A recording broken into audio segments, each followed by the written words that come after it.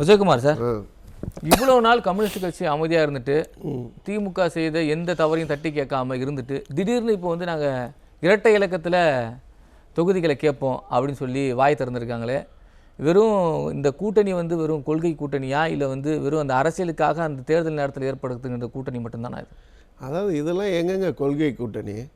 கொள்கைகள்லாம் அடகு வச்சு கம்யூனிஸ்ட் எப்பயோ ஆயிடுச்சு. அதாவது கம்யூனிஸ்ட் என்பது போராடும் கட்சி, கம்யூனிஸ்ட் என்பது விழுப்புண் பெற்ற கட்சி, கம்யூனிஸ்ட் என்பது ஏழை எளிய மக்களின் கட்சி என்பதெல்லாம் போயிடுச்சு. எப்பயோ போயிட்டு இப்போ தன் சுயத்தை இழந்துடுச்சு, தன்மானத்தை இழந்து 30 கோடி ரூபாய்க்கு விலை போன கட்சியாக இன்று மக்களால் இது பண்ணுறப்பட்ட கட்சி. ஏன்னா கம்யூனிஸ்டினுடைய வரலாற்றிலே பார்த்திங்கன்னா இந்த 5 ஆண்டுகள் அவர்கள் எல்லா அநியாயம் திராவிட முன்னேற்ற கழக அரசு செய்கின்ற போது கண்மூடி வாய்மூடி அவர்கள் மௌனமாகவே இருந்தார்கள் என்பது இந்த தான். எப்பவுமே ஒரு கூட்டணி வைப்பாங்க, தேர்தல் நேரத்தில் ஒரு கூட்டணி உடன்பாடு ஏற்படும். தேர்தலுக்கு பிறகு மக்களுக்கு ஏற்படுகின்ற இன்னல்கள் பிரச்சனைகளுக்காக கம்யூனிஸ்ட் கட்சிகள் எப்பவுமே போராட்டங்கள் எல்லாமே நடத்தும். ஆனால் இந்த வாட்டி விசித்திரமாக நடந்தது. வெனிசுலா அதிபர் கைதுன்னா அதுக்கு போராட்டம் நடத்தினாங்க.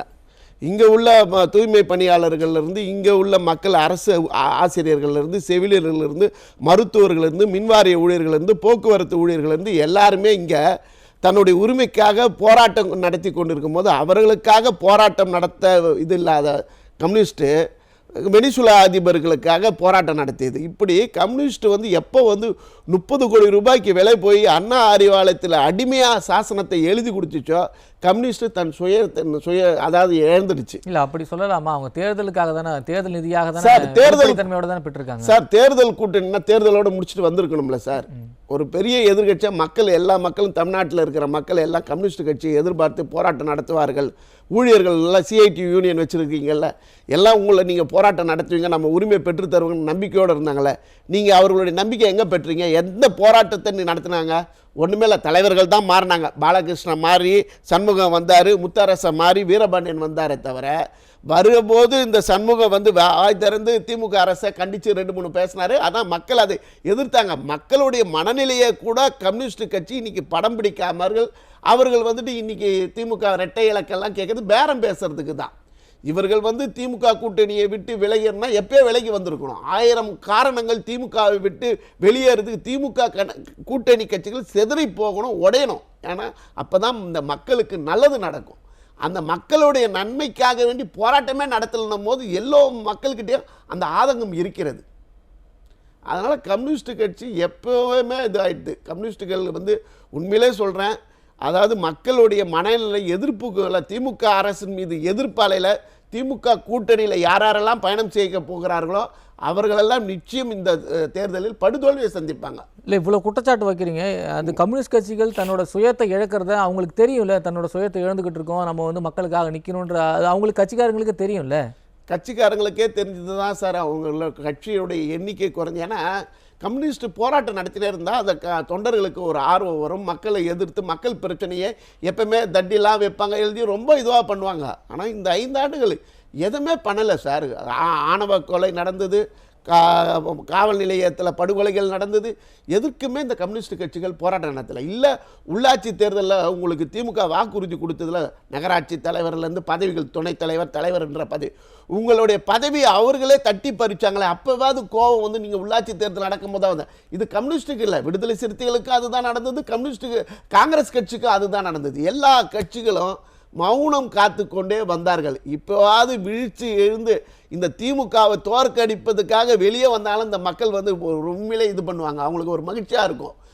இவருக்கு பேரம் பேசி இரட்டை இலக்க கொடுக்கலன்னா கூட்டணி விட்டு வெளியே வந்துடுவீங்களா? அதை சொல்லுங்களேன். இல்லை மக்கள் இதெல்லாம் பார்த்துக்கிட்டே தானே இருக்காங்க. ஏன்னா வந்து மக்களுக்கான எந்த ஆதரவான குரலையும் எழுப்பாமல் இந்த தேர்தல் நேரத்தில் மட்டும் திமுக அரசுக்கு எதிராக கேள்விகளை எழுப்புறது, மக்கள் நலன் சார்ந்து ஒரு வரி உயர்த்தினாவோ இல்லை வந்து மின்கட்டணம் உயர்த்தினாலோ எதுக்குமே அவங்க வந்து வாய் திறக்காம இந்த நேரத்தில் வந்து சுயநலத்துக்காக. அப்போ மற்ற கட்சிகளை விட அதிக சுயநலத்தில் தான் கம்யூனிஸ்ட் கட்சிகள் இருக்கிறது அப்படின்ற நிலைக்கு மக்கள் வந்துட்டாங்க. இல்ல போராட்டங்கள்னாலே அதுக்கு வந்து பெயர் போனது வந்து கம்யூனிஸ்ட் இயக்கங்கள் தான். அது அந்த சுயத்தை இழந்து தன்னோட கட்சியை வந்து திமுகவோட அடகு வச்ச மாதிரி இப்ப இருக்கிறாங்க. அடகு வைக்கலையே, வித்துட்டாங்களே. 30 கோடி ரூபாய்க்கு வித்துட்டாங்கன்றத எல்லாரும் பேசுறாங்களே.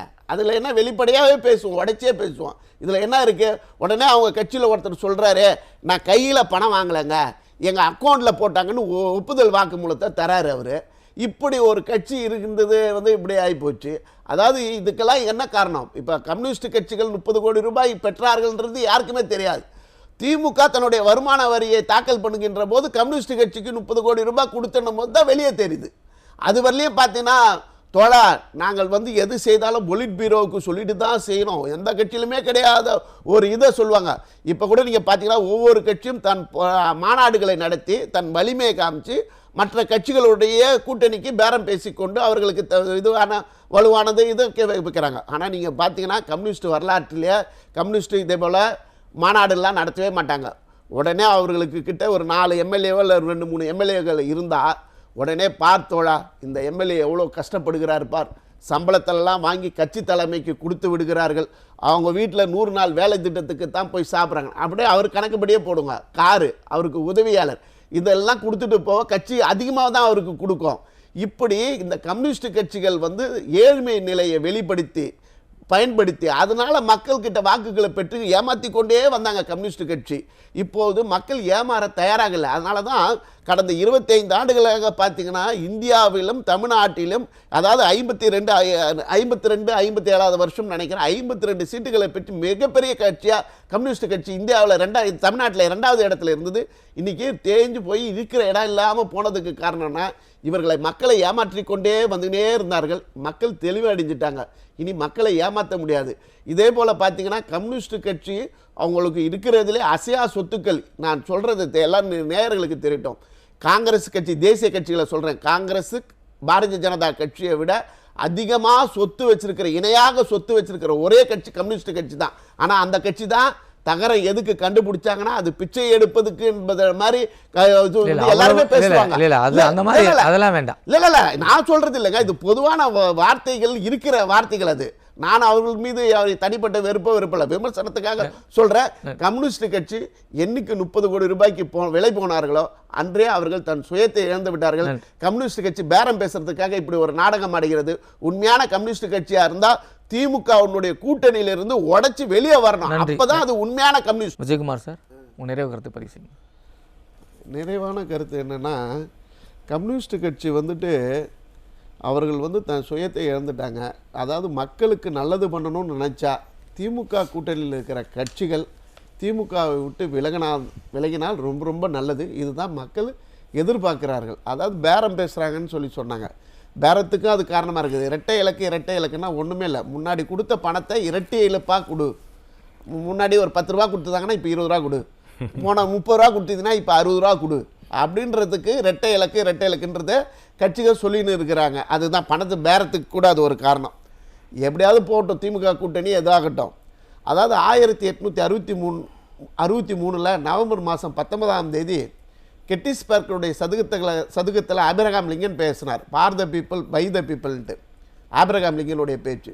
அதே போல் 2ஆம் மகா யுத்தத்தில் வின்ஸ்டன் சர்ச்சில் லண்டன் டேக் இட்ன்னு சொல்லிட்டு பேசின பேச்சு. அதே போல் எங்கள் பொதுச் செயலாளர் ஐயா எடப்பாடியார் 7/7/2025 மக்களை காப்போம் தமிழகத்தை மீட்போம் என்கின்ற அந்த வார்த்தை இருக்கிறது.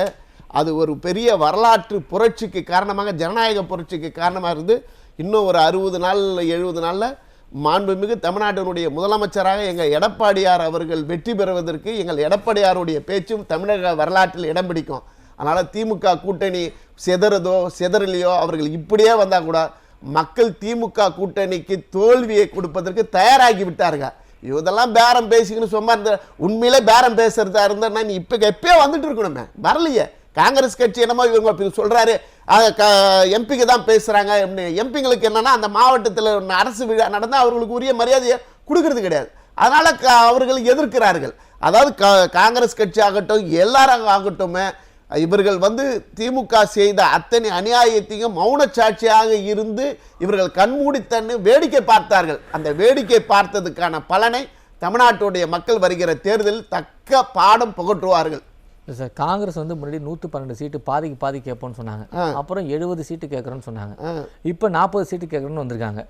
இப்போ திருப்பி பழைய சீட்டே கேட்டு பெற்றுட்டு நின்றுவாங்களா? நீங்கள் காங்கிரஸ் கட்சியினுடைய வரலாற்றை எடுத்து பார்த்தீங்கன்னா 1980 திமுக காங்கிரஸும் வந்து கூட்டணியை வச்சு நம்மளுடைய இவர் புரட்சித் தலைவர் எம்ஜிஆருடைய ஆட்சியை கலைச்சிட்டு தேர்தலை சந்திக்கும் போது 117 பாதிக்கு பாதி நின்றாங்க.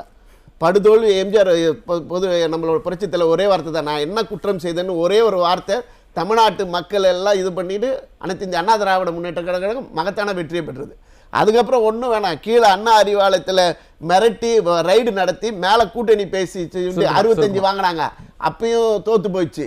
இப்படி காங்கிரஸ் கட்சி வந்து மிரட்டி திமுக இடம் வாங்கினாலும் தோற்று தான் போயிருக்கிறாங்க. தோக்கிற கட்சிக்கு எதுக்கு சீட்டு தருவோம், இவங்க இருந்தா இருக்கட்டும் இல்லைன்னா போனோம்னு திமுக வந்து அவர்கள் எப்போதுமே பெரிய அண்ணன் போக்கில் தான் அடாவடித்தனத்தில் தான் இருப்பார்கள். அதனால திமுக கூட்டணி நீடிக்குதோ நீடிக்கல, என்னுடைய இதுதான் மக்களுடைய ஒரே எண்ணம், இரட்டை இலையும் அனைத்து இந்த அண்ணா திராவிட முன்னேற்ற கழகம், பாரதிய ஜனதா கட்சி, அம்மா மக்கள் முன்னேற்ற கழகம், பாட்டாளி மக்கள் கட்சி கூடிய என்டிஏ கூட்டணி, தேசிய ஜனநாயக கூட்டணி வெற்றி பெறுவதற்கான இது எழுச்சி தெரிகிறது.